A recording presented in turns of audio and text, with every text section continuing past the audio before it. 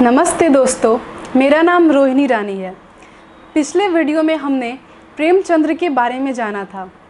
इस वीडियो में हम प्रेमचंद्र के द्वारा लिखित पंच परमेश्वर कहानी के बारे में जानेंगे। सबसे पहले पंच परमेश्वर जो कि शीर्षक है, इसका क्या अर्थ होता है हम पहले ये जान लेते हैं। तो पंच परमेश्वर यानी कि पंच ही परमेश्वर है, पंच ही खुदा है, पंच ही भगवान है। इसका यही अर्थ हुआ।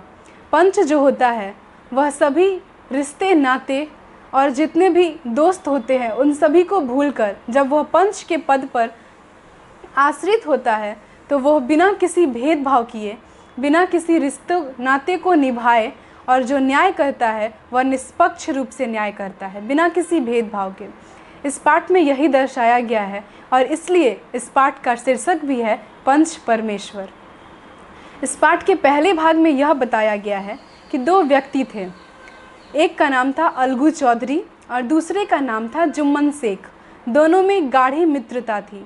गाढ़ी यानी कि बहुत ही गहरी मित्रता थी और दोनों एक दूसरे के इतने अच्छे दोस्त थे कि उनके खेती बाड़ी में भी मतलब कि साझे होती थी।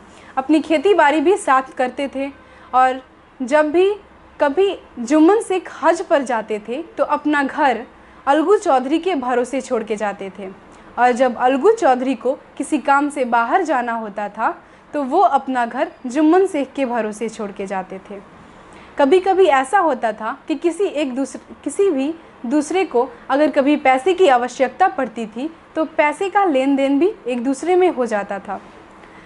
अलगू चौधरी जो है वह जुम्मन शेख के पिता जुमराती से शिक्षा ग्रहण करता था और अलगू चौधरी के पिता पुराने ख्यालों के थे। उनका ये मानना था कि शिक्षा पढ़ने लिखने से नहीं आती बल्कि शिक्षा गुरु की सेवा करने से आती है। अगर हम गुरु की सेवा करेंगे, गुरु के जूठे बर्तन धोएंगे। और जुम्मन शेख के जो पिता थे जुमराती, वो हुक्का पिया करते थे। तो अलगू चौधरी के पिता यह कहते थे अलगू चौधरी को कि अपने गुरु का हुक्का 1 मिनट के लिए भी बंद नहीं रखना है। तो एक हुक्का तैयार करने में आधे घंटे की पढ़ाई छूट जाती थी, लेकिन फिर भी अलगू चौधरी अपने गुरु की सेवा करने में 1 मिनट भी नहीं लगाते थे, सोचते भी नहीं थे। और जब भी अवसर मिले तुरंत उनके पैर दबाना, उनकी सेवा करना और उनके जूठे बर्तन साफ़ करना। हुक्का उनका ख़त्म भी नहीं होता था कि दूसरा हुक्का तैयार करना, ये हमेशा चलते रहता था। इस प्रकार जो अलगू चौधरी के पिता थे उनका यह कहना था कि कभी भी शिक्षा होती है वह खुद के पढ़ने से नहीं आती, लेकिन वास्तव में ऐसा नहीं है। गुरु की सेवा करना अच्छी बात है, गुरु की सेवा करनी चाहिए, लेकिन इसका मतलब ये नहीं है कि गुरु की सेवा ही करते रहेंगे तो गुरु के आशीर्वाद से हमारे जो परीक्षा हैं वो अच्छे चले जाएंगे, परीक्षा फल अच्छे आ जाएंगे। ऐसा नहीं होता है। अगर आप ही सोचिए, अगर आप साल भर सिर्फ ऐसा हो कि आप अपने गुरुजी के घर जाएं, गुरुजी के साथ बात विचार करें, गुरुजी के घर पे काम करें, गुरुजी की सेवा करें, पैर दबाएं, तो क्या ऐसा होगा कि आपका जो परीक्षा फल होगा उसमें आपके 100 के 100 अंक मिल जाएंगे? बिल्कुल नहीं। मैं ये नहीं कहती कि आप सेवा नहीं कीजिए, सेवा कीजिए, लेकिन साथ में अपनी मेहनत भी होनी चाहिए, अपना परिश्रम भी होना चाहिए। बिना पढ़े कुछ नहीं हो सकता। बिना पढ़े कोई भी शिक्षक आपको नंबर नहीं देगा। अगर आपका पेपर खाली होगा तो उसमें कोई 100 अंक ऐसे ही नहीं डाल देगा, उसके लिए कुछ तो परिश्रम करना होगा ना। उसी प्रकार अलगू चौधरी के पिता का कहना ठीक था, क्योंकि वो पुराने ख्यालों के थे, उनके लिए वही सही था। और पुराने ख्यालों के लोगों के लिए तो गुरु ही देवता होते थे। लेकिन अभी जैसा है उसके लिए गुरु की सेवा के साथ साथ हमें पढ़ाई भी करनी होगी, हमें पढ़ना भी होगा, तभी हम अच्छे अंक ला सकेंगे।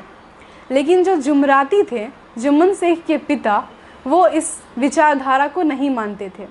उनके लिए पढ़ना लिखना भी ज़रूरी था और उनकी बात ऐसी होती थी कि आसपास के गाँव में उनकी इज्जत थी, उनका नाम था, उनकी कलम से लिखा हुआ कोई बात सभी ज़रूर मानते थे और वो एक पत्थर की लकीर हो जाती थी जो कि बिल्कुल सच होता था।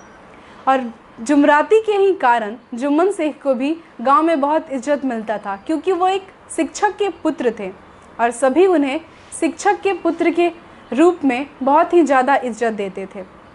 अलगू चौधरी और जुम्मन शेख साथ साथ बड़े हुए थे और दोनों एक दूसरे के साथ मिलजुल कर रहते थे, कभी एक दूसरे में लड़ाई नहीं होती थी और दोनों जुम्मन शेख अपने पिता की और अलगू चौधरी अपने गुरु की हमेशा सेवा करते थे और एक दूसरे के साथ मिलजुल कर रहते थे और अपनी पढ़ाई भी करते थे। और जो जुमराती थे उनकी आसपास के गांव में बहुत ही प्रसिद्धि थी, बहुत ही नाम था। वो सभी लोग बहुत ज़्यादा उनका इज्जत करते थे। वो जब भी कहीं जाते तो लोग उन्हें प्रतिष्ठा के रूप में देखते थे। लोग उनके सामने हाथ जोड़कर उन्हें प्रणाम करते थे और सभी लोग उनके साथ अच्छा व्यवहार करते थे। Thank you.